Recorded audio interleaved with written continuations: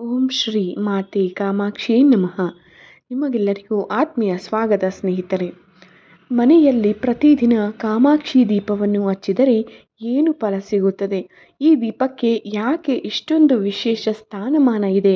ಲಕ್ಷ್ಮೀ ದೇವಿಯ ಕೃಪೆ, ಐಶ್ವರ್ಯ, ಸುಖ, ಶಾಂತಿ ಮತ್ತು ಕುಟುಂಬದ ಕಲ್ಯಾಣಕ್ಕಾಗಿ ಕಾಮಾಕ್ಷಿ ದೀಪವನ್ನು ಹಚ್ಚಬೇಕು ಎಂದು ಹಿರಿಯರು ಹೇಳುವುದರ ಹಿಂದಿನ ಕಾರಣವೇನು? ಇಂದಿನ ಈ ವಿಡಿಯೋದಲ್ಲಿ ಕಾಮಾಕ್ಷಿ ದೀಪದ ಆಧ್ಯಾತ್ಮಿಕ ಮಹತ್ವ ಮತ್ತು ಅದನ್ನು ಯಾವ ಸಮಯದಲ್ಲಿ ಹಚ್ಚಬೇಕು, ಯಾವ ಎಣ್ಣೆಯನ್ನು ಬಳಸುವುದು ಉತ್ತಮ ಹಾಗೂ ಅದರ ಫಲಗಳ ಬಗ್ಗೆ ತಿಳಿಯೋಣ. ಹಾಗಾಗಿ ಈ ವಿಡಿಯೋವನ್ನು ಕೊನೆಯವರೆಗೂ ತಪ್ಪದೆ ನೋಡಿ ಸ್ನೇಹಿತರೆ. ಈ ಕಾಮಾಕ್ಷಿ ದೀಪವನ್ನು ಗಜಲಕ್ಷ್ಮಿ ದೀಪವೆಂದು ಸಹ ಕರೆಯುತ್ತಾರೆ. ಈ ದೀಪದ ಬೆಳಕಿನಲ್ಲಿ ಕಾಮಾಕ್ಷಿ ದೇವಿಯು ನೆಲೆಸಿರುವವಳು. ಕಾಮಾಕ್ಷಿ ದೇವಿಯು ಸರ್ವ ದೇವತೆಗಳಿಗೆ ಶಕ್ತಿ ಕೊಡುತ್ತಾಳೆ ಎಂದು ಪುರಾಣಗಳಲ್ಲಿ ಹೇಳಲಾಗಿದೆ. ಆದ್ದರಿಂದಲೇ ಕಾಮಾಕ್ಷಿ ದೇವಸ್ಥಾನವನ್ನು ಬೇರೆ ದೇವಸ್ಥಾನಗಳಿಗಿಂತ ಬೆಳಗಿನ ಜಾವ ಬೇಗನೆ ತೆರೆಯುತ್ತಾರೆ. ಹಾಗೆ ರಾತ್ರಿಯ ಸಮಯದಲ್ಲಿ ಎಲ್ಲ ದೇವಸ್ಥಾನಗಳ ಬಾಗಿಲು ಮುಚ್ಚಿದ ನಂತರವೇ ಈ ಕಾಮಾಕ್ಷಿ ದೇವಿಯ ದೇವಸ್ಥಾನವನ್ನು ಮುಚ್ಚಲಾಗುತ್ತದೆ. ದೇವಿಯ ಅವತಾರವಾದ ಈ ಕಾಮಾಕ್ಷಿ ದೀಪ ಬೆಳಗುವ ಮನೆ ಅಖಂಡ ಐಶ್ವರ್ಯದಿಂದ ಕೂಡಿರುತ್ತದೆ. ನಮ್ಮ ಹಿಂದೂ ಸಂಪ್ರದಾಯದಲ್ಲಿ ಚಿನ್ನದ ಆಭರಣಗಳನ್ನು ವಂಶ ಪರಂಪರೆಯಾಗಿ ಹೇಗೆ ಮುಂದಿನ ಪೀಳಿಗೆಗೆ ನೀಡುತ್ತಾರೋ ಹಾಗೆಯೇ ಇದನ್ನು ಸಹ ಜಾಗ್ರತೆಯಿಂದ ಒಂದು ಪೀಳಿಗೆಯಿಂದ ಇನ್ನೊಂದು ಪೀಳಿಗೆಗೆ ಬಹುಬಳಿಯಾಗಿ ಕೊಡುತ್ತಾರೆ. ಮನೆಯಲ್ಲಿ ವ್ರತಗಳು, ಗೃಹಪ್ರವೇಶ, ಪೂಜೆಯನ್ನು ಮಾಡುವಾಗ ಅಖಂಡ ದೀಪವನ್ನು ಹಚ್ಚಬೇಕು ಎನ್ನುವುದು ಕಾಮಾಕ್ಷಿ ದೀಪವನ್ನು ಹೆಚ್ಚಾಗಿ ಬಳಸುತ್ತಾರೆ. ಹೀಗೆ ಪುರಾಣಗಳಲ್ಲಿ, ವ್ರತಗಳಲ್ಲಿ ಮತ್ತು ಶುಭ ಕಾರ್ಯಗಳಲ್ಲಿ ಕಾಮಾಕ್ಷಿ ದೀಪಗಳನ್ನು ದೀಪಾರಾಧನೆಗೆ ಎಂದೇ ಬಳಸಿದರೆ ತುಂಬ ಒಳ್ಳೆಯದು. ದೀಪಾರಾಧನೆ ಮಾಡುವಾಗ ದೀಪಕ್ಕೆ ಕುಂಕುಮವನ್ನು ಇಟ್ಟು ಹೂವನ್ನು ಅರ್ಪಿಸಿ ದೀಪವನ್ನು ಬೆಳಗಿಸಿ ನಂತರ ಮೊದಲು ದೀಪಕ್ಕೆ ಪೂಜೆ ಮಾಡಬೇಕು. ನಂತರ ದೇವರ ಪೂಜೆ ಮಾಡುವುದು ನಮ್ಮ ಸಂಪ್ರದಾಯದ ರೂಢಿಯಲ್ಲಿದೆ.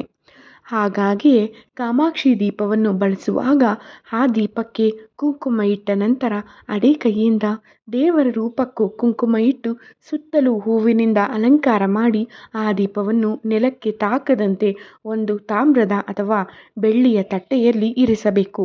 ಈ ದೀಪವನ್ನು ಎಳ್ಳೆಣ್ಣೆ ಅಥವಾ ಹಸುವಿನ ತಾಜಾ ತುಪ್ಪದಿಂದ ದೀಪಾರಾಧನೆ ಮಾಡುವುದು ಒಳ್ಳೆಯದು.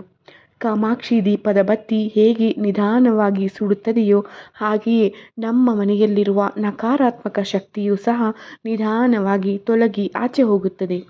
ಯಾವಾಗಲೂ ದೀಪಾರಾಧನೆ ಮಾಡುವಾಗ 2 ಬತ್ತಿಗಳು ಸಾಮಾನ್ಯವಾಗಿ ಇರುವಂತೆ ನೋಡಿಕೊಳ್ಳಬೇಕು. ಕಾಮಾಕ್ಷಿ ದೀಪವನ್ನು ಯಾವಾಗಲೂ ಉತ್ತರ ಮತ್ತು ಪೂರ್ವ ದಿಕ್ಕನ್ನು ನೋಡುವಂತೆ ಇಡಬೇಕು. ದಕ್ಷಿಣ ದಿಕ್ಕಿನಲ್ಲಿ ಖಚಿತವಾಗಿ ದೀಪಾರಾಧನೆಯನ್ನು ಮಾಡಬಾರದು. ಈ ದೀಪವನ್ನು ಮಂಗಳವಾರ ಮತ್ತು ಶುಕ್ರವಾರದ ದಿನಗಳಲ್ಲಿ ಯಾವುದೇ ಪರಿಸ್ಥಿತಿಯಲ್ಲಿಯೂ ಸಹ ತೊಳೆಯಬಾರದು. ಪ್ರತಿದಿನವೂ ಬೆಳಗಿನ ಜಾವ ಮತ್ತು ಸಾಯಂಕಾಲದ ಸಮಯದಲ್ಲಿ ಕಾಮಾಕ್ಷಿಯ ದೀಪದಿಂದ ದೀಪಾರಾಧನೆಯನ್ನು ಮನೆಯಲ್ಲಿ ಮಾಡಿದರೆ ಸಕಲ ರೀತಿಯಲ್ಲಿಯೂ ಒಳ್ಳೆಯದಾಗುವುದು. ದೇವರ ದೀಪ ಹಚ್ಚುವಾಗ ಯಾವಾಗಲೂ ಕುಳಿತುಕೊಂಡೇ ಹಚ್ಚಬೇಕು. ಮನೆಯಲ್ಲಿ ಬೆಣ್ಣೆ ಕಾಯಿಸಿದ ತುಪ್ಪದಿಂದ ದೇವರಿಗೆ ದೀಪ ಹಚ್ಚಿದರೆ ಆ ಮನೆಯಲ್ಲಿ ಅಭಿಷ್ಟ ಸಿದ್ಧಿಗಳು ಲಭಿಸುತ್ತವೆ. ಲಕ್ಷ್ಮೀ ಕಟಾಕ್ಷ ಎಂದೆಂದೂ ನೆಲೆಸುತ್ತದೆ. ತುಪ್ಪದ ದೀಪಗಳನ್ನು ಸುಬ್ರಹ್ಮಣ್ಯ ಸ್ವಾಮಿ, ಸರ್ಪ ದೇವತೆಗಳ ಮುಂದೆ ಹಚ್ಚಿದರೆ ಆ ಕುಟುಂಬದವರಿಗೆ ಎಂದೂ ಸರ್ಪದೋಷಗಳು ಬರುವುದಿಲ್ಲ.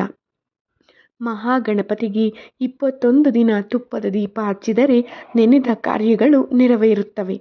ದೇವಿಯ ದೇವಾಲಯಗಳಲ್ಲಿ ಮಂಗಳವಾರ ಮತ್ತು ಶುಕ್ರವಾರ ತುಪ್ಪದ ದೀಪ ಹಚ್ಚಿ ಪ್ರಾರ್ಥಿಸಿದರೆ ಕುಜದೋಷವು ನಿವಾರಣೆಯಾಗುತ್ತದೆ. ಶ್ರೀಚಕ್ರ ದೇವತೆಗಳಿಗೆ, ಗಾಯತ್ರಿ ದೇವಿಗೆ, ಕಾಮಾಕ್ಷಿ ದೇವಿಗೆ, ಮೀನಾಕ್ಷಿ ದೇವಿಗೆ, ತ್ರಿಪುರ ಸುಂದರಿ ದೇವಿಗೆ ಇತ್ಯಾದಿ ದೇವತೆಗಳಿಗೆ ತುಪ್ಪದ ದೀಪ ಹಚ್ಚಿದರೆ ನೆನೆದ ಕಾರ್ಯಗಳು ಕ್ಷಿಪ್ರವಾಗಿ ನೆರವೇರುತ್ತವೆ. ಶ್ರೀ ರಾಮನವಮಿಯ ದಿವಸ ಶ್ರೀರಾಮಚಂದ್ರ ದೇವರಿಗೆ ತುಪ್ಪದ ದೀಪವನ್ನು ಹಚ್ಚಿ ಯಾರು ಪೂಜಿಸುತ್ತಾರೋ ಅವರ ಮನೆಯಲ್ಲಿ ಅಣ್ಣ ತಮ್ಮಂದಿರ ಕಲಹಗಳು ಇರುವುದಿಲ್ಲ. ಶ್ರೀ ಕೃಷ್ಣಾಷ್ಟಮಿಯ ದಿವಸ ಶ್ರೀಕೃಷ್ಣನಿಗೆ ತುಪ್ಪದ ದೀಪವನ್ನು ಹಚ್ಚಿ ಶ್ರೀಕೃಷ್ಣ ಸಹಸ್ರನಾಮ ಹೇಳುತ್ತಾರೋ ಅವರಿಗೆ ಪುತ್ರ ಸಂತಾನವಾಗುತ್ತದೆ. ಮಕ್ಕಳಿರುವವರು ಓದಿದರೆ ಮಕ್ಕಳು ಆರೋಗ್ಯವಾಗಿದ್ದು ಸನ್ಮಾರ್ಗದಲ್ಲಿ ನಡೆಯುತ್ತಾರೆ. ಯಾರಿಗೆ ಮಕ್ಕಳು ಆಗಿ ಹೋಗುತ್ತಿರುವೆಯೋ ಅಂತ ಆ ಮಕ್ಕಳು ಬದುಕುವುದಿಲ್ಲವೋ ಅಂತಹ ಅವರು ಸಂತಾನ ಗೋಪಾಲಕೃಷ್ಣ ಸ್ವಾಮಿಗೆ ತುಪ್ಪದ ದೀಪವನ್ನು ಹಚ್ಚಿ ಸಂತಾನ ಗೋಪಾಲಕೃಷ್ಣ ಸ್ವಾಮಿಯ ಮೂಲ ಮಂತ್ರವನ್ನು ಭಕ್ತಿಯಿಂದ ಜಪ ಮಾಡಿದರೆ ಅವರಿಗೆ 1 ವರ್ಷದ ಒಳಗೆ ಪುತ್ರ ಸಂತಾನ ಪ್ರಾಪ್ತಿಯಾಗುತ್ತದೆ ಮತ್ತು ಮಗುವು ಆಯುಷ್ಯವಂತನಾಗಿ ಇರುತ್ತಾರೆ. ಸ್ತ್ರೀ ಸಂತಾನ ಬೇಕೆಂದು ಅಪೇಕ್ಷೆ ಪಡುವವರು ಶ್ರೀ ದುರ್ಗಾ ಸಪ್ತಶತಿ ಪಾರಾಯಣ ಮಾಡುವಾಗ ತುಪ್ಪದ ದೀಪವನ್ನು ಹಚ್ಚಿ ಪ್ರಾರ್ಥನೆಯನ್ನು ಮಾಡುತ್ತಾರೋ ಅವರಿಗೆ ಪತ್ರದೊಳಗೆ ದೈವಭಕ್ತಳಾದ ಸ್ತ್ರೀಯು ಸಂತಾನವಾಗುತ್ತದೆ. ಯಾರಿಗೆ ಸಂತಾನ ಭಾಗ್ಯ ಇರುವುದಿಲ್ಲವೋ ಅಂತಹವರು ಶ್ರೀ ಷಷ್ಠಿ ದೇವತೆ ಪೂಜೆಯನ್ನು ಮಾಡಿ ತುಪ್ಪದ ದೀಪವನ್ನು ಹಚ್ಚಿ ಷೋಡಶೋಪಚಾರ ಪೂಜೆ ಮಾಡಿ ಭಕ್ತಿಯಿಂದ ಪ್ರಸಾದ ಸ್ವೀಕರಿಸಿದರೆ ದೈವ ಸಂಕಲ್ಪದಿಂದ ಸಂತಾನ ಭಾಗ್ಯವಾಗುತ್ತದೆ. ಇಷ್ಟ ದೇವತೆ ಮತ್ತು ಕುಲದೇವತೆಯ ಮುಂದೆ ಯಾರು ತುಪ್ಪದ ದೀಪ ಹಚ್ಚಿ ಪೂಜಿಸುತ್ತಾರೋ ಅವರ ಮನೆಯ ಉತ್ತರೋತ್ತರ ಅಭಿವೃದ್ಧಿಯಾಗುತ್ತದೆ. ನವರಾತ್ರಿಯ ಸಮಯದಲ್ಲಿ ದೇವಿಗೆ ತುಪ್ಪದ ದೀಪ ಹಚ್ಚಿ ಯಾರು ಪೂಜಿಸುತ್ತಾರೋ ಅವರಿಗಿರುವ ಸಕಲ ಶತ್ರುಕಾಟವು ನಿವಾರಣೆಯಾಗಿ ಸಕಲ ದುಃಖಗಳಿಂದ ಬಿಡುಗಡೆಯನ್ನು ಹೊಂದುತ್ತಾರೆ. ಆಶ್ವಿಜ ಮಾಸ ಕೃಷ್ಣ ಪಕ್ಷ ಅಮಾವಾಸ್ಯೆಯ ದಿವಸ ಯಾರು ಸಾಯಂಕಾಲ ಗೋಧೂಳಿ ಲಗ್ನದಲ್ಲಿ ಶ್ರೀ ಮಹಾಲಕ್ಷ್ಮೀ ದೇವಿಗೆ ತುಪ್ಪದ ದೀಪ ಹಚ್ಚಿ ಶಾಸ್ತ್ರೋಕ್ತವಾಗಿ ಪೂಜಿಸಿ ಸಿಹಿ ತಿಂಡಿಯನ್ನು ನೈವೇದ್ಯ ಮಾಡಿ ಮಕ್ಕಳಿಗೆ ಹಂಚುತ್ತಾರೋ ಅಂತಹವರಿಗೆ ಮತ್ತು ಆ ಮನೆಯವರಿಗೆ ವರ್ಷ ಪೂರ್ತಿ ಹಣಕಾಸಿನ ಸಮಸ್ಯೆ ಬರದೆ ನೆಮ್ಮದಿಯಾಗಿ ಜೀವನ ಮಾಡುತ್ತಾರೆ. ಓಂ ಅಸತೋ ಮಾ ಸದ್ಗಮಯ ತಮಸೋ ಮಾ ಜ್ಯೋತಿರ್ಗಮಯ ಮೃತ್ಯೋರ್ಮಾ ಅಮೃತಂ ಗಮಯ. ಓಂ ಶಾಂತಿ ಶಾಂತಿ ಶಾಂತಿ. ದೀಪ ಎಂದರೆ ಶಾಂತಿ, ದೀಪ ಎಂದರೆ ಸಮೃದ್ಧಿ, ದೀಪ ಎಂದರೆ ಬೆಳಕು, ದೀಪ ಎಂದರೆ ಆರೋಗ್ಯ, ದೀಪ ಎಂದರೆ ಸಂಪತ್ತು, ದೀಪ ಎಂದರೆ ಪ್ರಖರತೆ. ಹೀಗೆ ದೀಪ ಜೀವನದ ಒಂದು ಸಕಾರಾತ್ಮಕ ಬೆಳವಣಿಗೆ. ಇಂತಹ ದೀಪವನ್ನು ಬೆಳಗಿಸುವುದು ದಿನವೂ ನಿಮ್ಮ ಜೀವನಕ್ಕೊಂದು ಸಂತೋಷ, ನೆಮ್ಮದಿ, ಶಾಂತಿಯನ್ನು ತರಬಲ್ಲದು. ದೇವರ ಧ್ಯಾನ ಪ್ರಾರ್ಥನೆಯಲ್ಲಿ ದೊಡ್ಡ ಶಕ್ತಿ ಇದೆ. ಪ್ರಾರ್ಥನೆಯ ಮೂಲಕ ತನ್ನ ಇಷ್ಟಾರ್ಥ ಸಿದ್ಧಿ, ಮನಸ್ಸಿಗೆ ಶಾಂತಿ, ಸೌಭಾಗ್ಯವು ದೊರೆಯುತ್ತದೆ. ಮನೆಯಲ್ಲಿ ದೀಪ ಹಚ್ಚುವುದರಿಂದ ಧನಾತ್ಮಕ ಚಿಂತನೆಗಳು ಹೆಚ್ಚುತ್ತವೆ. ಭಾರತೀಯ ಸಂಸ್ಕೃತಿಯಲ್ಲಿ ದೀಪಕ್ಕೆ ಮಹತ್ವದ ಪ್ರಾಮುಖ್ಯತೆ ಇದೆ. ಯಾವುದೇ ಕಾರ್ಯಕ್ರಮ ಅಥವಾ ಪೂಜಾ ಕೈಂಕರ್ಯಗಳನ್ನು ನಡೆಸಬೇಕಾದರೆ ಆ ಕಾರ್ಯಕ್ರಮ ಪೂಜೆ ನಡೆಯುವುದು ದೀಪ ಬೆಳಗುವ ಮೂಲಕವೇ. ಮನೆಯಲ್ಲಿ ದೀಪ ಹಚ್ಚುವುದರಿಂದ ಅಲ್ಲಿನ ವಾತಾವರಣ ಶಾಂತಿ, ನೆಮ್ಮದಿ ಹಾಗೂ ಧನಾತ್ಮಕ ಚಿಂತನೆಗಳು ಹೆಚ್ಚುತ್ತದೆ. ಇದು ವೈಜ್ಞಾನಿಕವಾಗಿಯೂ ಸಹ ದೃಢಪಟ್ಟಿದೆ.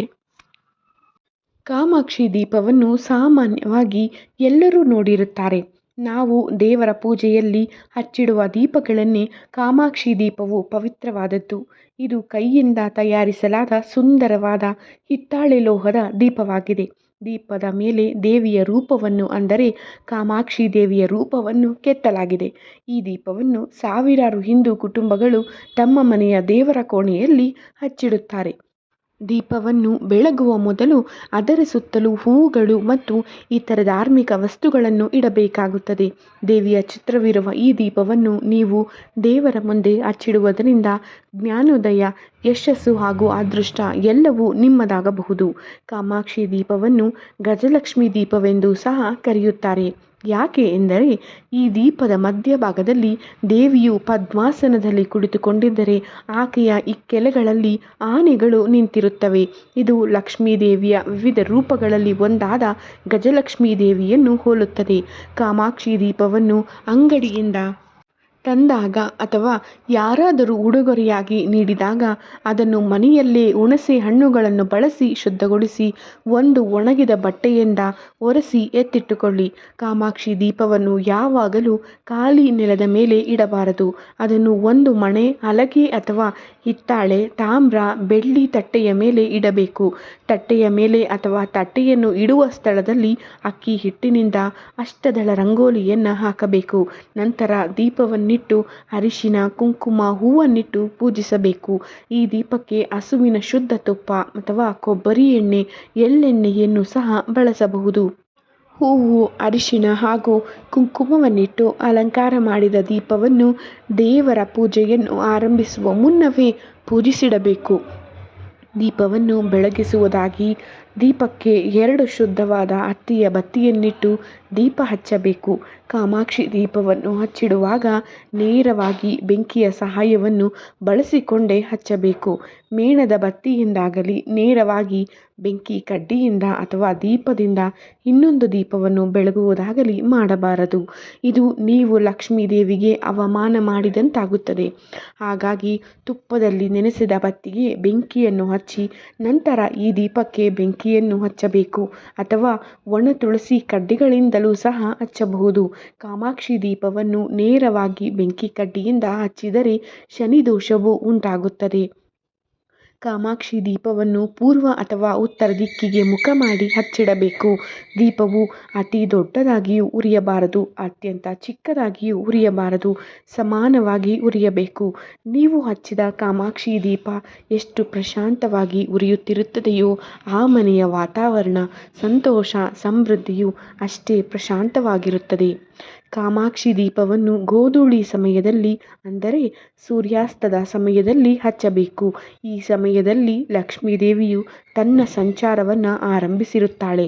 ಗೋಧೂಳಿ ಸಮಯದಲ್ಲಿ ಈ ದೀಪವನ್ನು ಹಚ್ಚುವುದರಿಂದ ಲಕ್ಷ್ಮೀ ದೇವಿಯ ಕೃಪೆ ಕಟಾಕ್ಷ ನಿಮ್ಮ ಮೇಲೆ ಉಳಿಯುತ್ತದೆ. ಮುಸ್ಸಂಜೆ ಸಮಯದಲ್ಲಿ ದೀಪವನ್ನು ಹಚ್ಚುವುದರಿಂದ ಮನೆಯಲ್ಲಿರುವ ನಕಾರಾತ್ಮಕ ಶಕ್ತಿ ನಾಶವಾಗುತ್ತದೆ.